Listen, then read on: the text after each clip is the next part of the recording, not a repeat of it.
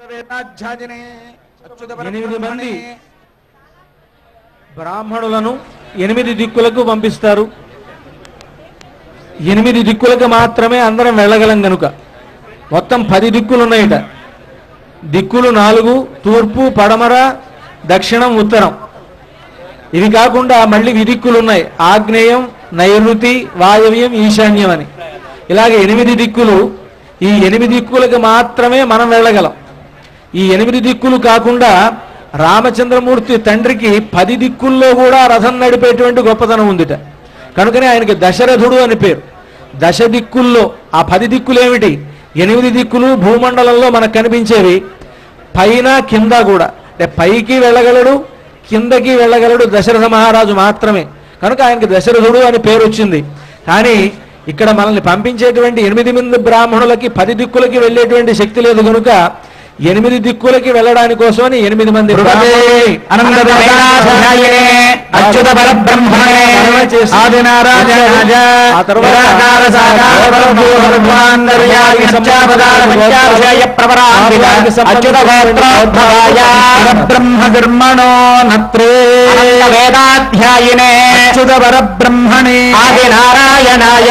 నిరాకార సాకార పరబ్జోహ విభవాంతర్యామ్యర్చావతార పంచారుషేజ ప్రవరాన్విత అచ్యుత గోత్రోద్భవాయ నారాయణ శర్మణ పౌత్రాయ ఆనంద వేదాధ్యాజినే అచ్యుత పరబ్రహ్మణే ఆదినారాయణాయ నిరాకార సాకార పరవ్యూహ విభవాంతర్యామి అర్చావతార పంచారుషేయ ప్రవరాన్విత అచ్యుత గోత్రోద్భవాయ విభవ వాసుదేవ శర్మణ పుత్రాయ ఆనంద వేదాధ్యాయినే అచ్యుత పరబ్రహ్మణే ఆదినారాయణాయ నిరాకార సాకార పరవ్యూహ విభవాంతర్యామ్యర్చావతార పంచారుషేజ ప్రవరాన్విత అచ్యుత గోత్రోద్భవాయ భద్రాచల శ్రీరామనారాయణ స్వామినేవరాయ. ఇప్పుడు అమ్మవారి ప్రవర చతుర్వేదాధ్యాజిని సౌభాగ్య విశ్వంభరీ నిరాకార సాకార చతుర్జడేశ్వర త్రయారుషేజ ప్రవరాన్విత సౌభాగ్య గోత్రోద్భవ శర్మణోన్నత్రే చతుర్వేదాధ్యాయిని సౌభాగ్య విశ్వంభరీ నిరాకార సాకార చతుర్జడేశ్వర త్రయారుషేజ ప్రవరాన్విత సౌభాగ్య గోత్రోద్భవ శర్మణ పౌత్రే చతుర్వేదాధ్యాజిని సౌభాగ్య విశ్వంభరీ నిరాకార సాకార చతుర్జడేశ్వర త్రయారుషేజ ప్రవరాన్విత సౌభాగ్య గోత్రోద్భవ శూరార్ణవ శర్మణ పుత్రే వేదాధ్యాజిని సౌభాగ్య విశ్వంభరీ నిరాకార సాకార చతుర్జడేశ్వర త్రయారుషేజ ప్రవరాన్విత సౌభాగ్య గోత్రోద్భవ సాక్షాత్ సీతా మహాలక్ష్మీ నామ్నే ఇమాం కన్యాం వృణేధ్వం వృణీమహే. కుమారు చెప్పండి. దాస్యామి దాస్యామి సామ్రాజ్యమిత్యాశీషోపాదనం కుర్యాం సామ్రాజ్యం భోజ్యం స్వరాజ్యం వైరాజ్యం పారమేశ్వరం రాజ్యం మహారాజ్యమాధిపత్యమయం తతః ద్వాదశదర్భైః చతుర్వింశత్యంగుళాయాం స్వామివారికి సంబంధించినటువంటి ప్రవరలను, అమ్మవారికి సంబంధించినటువంటి ప్రవరలను వినిపించారు. భద్రాచల క్షేత్రం, ఈ క్షేత్రంలో వెలిసినటువంటి శ్రీ రామచంద్రమూర్తి వైకుంఠరాముడు.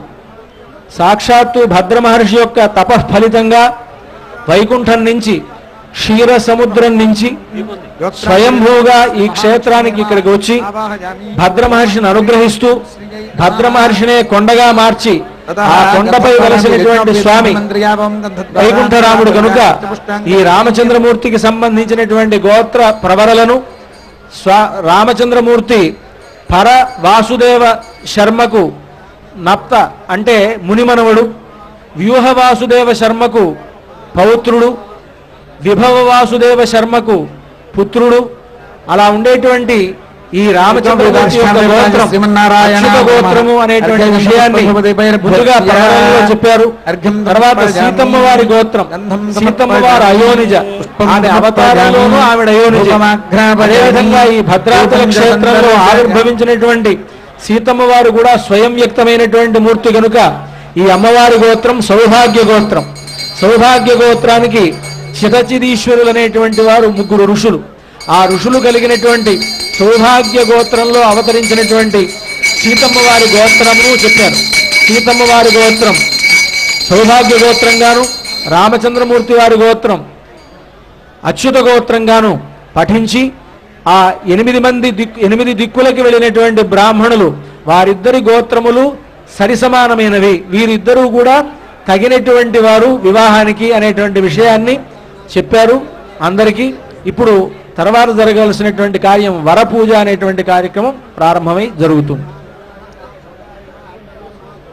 సాధారణంగా సీతారాముల కళ్యాణం ఎక్కడ జరిగినా సీతమ్మ గోత్రాన్ని గౌతమస గోత్రంగాను, రామచంద్రమూర్తి యొక్క గోత్రాన్ని వాసిష్ఠ గోత్రంగాను చెబుతారు. త్రేతాయుగంలో అవతరించినటువంటి సీతారాముల యొక్క వంశములను, వంశ యొక్క విధానములను గుర్తించిన మహర్షులు గౌతమ గోత్రంగా సీతమ్మ తల్లిని, వశిష్ఠ గోత్రంగా రామచంద్ర ప్రభువునే కళ్యాణాలు చేస్తారు. కానీ భద్రాచలంలో ఉండే విశేషం, భద్రాచలంలో ఉండే ప్రత్యేకత, భద్రాచలంలో ఉండే ప్రామాణికత, ఇక్కడ ఉండే రామచంద్రమూర్తి రామావతారం పూర్తి అయిన తర్వాత వైకుంఠము నుండి మళ్ళీ రాముడై ఇక్కడికి రాముడిలా కనిపించినటువంటి స్వరూపం కాబట్టి, శంఖచక్రములు ధరించి నారాయణుడిలా, ధనుర్బాణములు ధరించి రాముడిలా ప్రకాశించేటువంటి రామనారాయణుడు కాబట్టి, ఈ స్వామికి విష్ణుమూర్తికి ఏ గోత్రం చెబుతారో అదే గోత్రము చెప్పాలని కొన్ని వందల సంవత్సరములుగా రామదాసు గారి కాలం నుంచో అంతకు ముందు నుంచో రామదాసు గారి యొక్క కాలం నుంచి నిర్ధారితమై ఈ కార్యక్రమం జరుగుతోంది. రామునికి ఇక్కడ విష్ణుమూర్తికి చెప్పేటువంటి అచ్యుత గోత్రాన్ని చెబుతారు, శ్రీ మహాలక్ష్మికి చెప్పేటువంటి సౌభాగ్య గోత్రాన్నే సీతమ్మ తల్లికి చెబుతారు. మన అదృష్టవంతులు అండి, ఆదర్శంగా ఉండే సీతారాములు ఇక్కడే ఉన్నారు, ఆరాధ్యమైనటువంటి లక్ష్మీనారాయణులు ఇలాగే ఉన్నారు. సాధారణంగా పెళ్లిళ్లలో ఎవరిని కన్యాదానం చేస్తున్నా ఎవడు వరుడైనా ఎవరు కన్య అయినా సరే ఆ ఇద్దరిని కూడా లక్ష్మీ స్వరూపంగా అమ్మాయిని భావిస్తారు, నారాయణ స్వరూపంగా వరుడిని భావిస్తారు. సామాన్యంగా జరిగేది. కానీ మనకి ఇక్కడ ఆ ఇబ్బంది లేకుండా రాముడే నారాయణుడై, సీతమ్మ తల్లే లక్ష్మీ అయి, లక్ష్మీనారాయణ స్వరూపులై, సీతారాముల స్వరూపులై వారు ఆ గోత్రాన్ని స్వీకరిస్తూ లోకాలని అనుగ్రహిస్తున్నారు. అలాంటి సీతారామ కళ్యాణం ఉండే విశేషం ఇది. ఆ కళ్యాణ పరంపరలో భాగంగా ప్రవరల యొక్క పఠనం పూర్తయిన తర్వాత అమ్మ యొక్క నడుముకి యోక్త్రాన్ని ధరింపజేస్తున్నారు.